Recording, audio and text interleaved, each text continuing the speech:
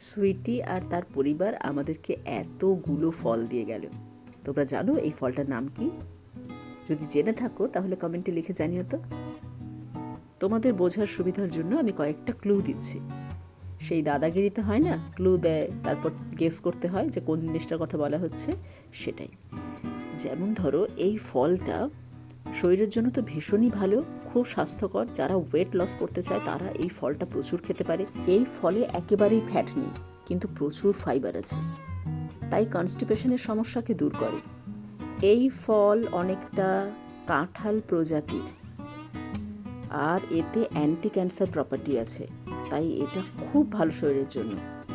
কাঁচা পাকা দুটো অবস্থাতেই ফলটা খাওয়া যায়। দেখতে অনেকটা আতার মতো, খেতে একটু টক মিষ্টি গোছের। এতে ক্যালসিয়াম, পটাশিয়াম আর ভিটামিন সি ভরপুর আছে।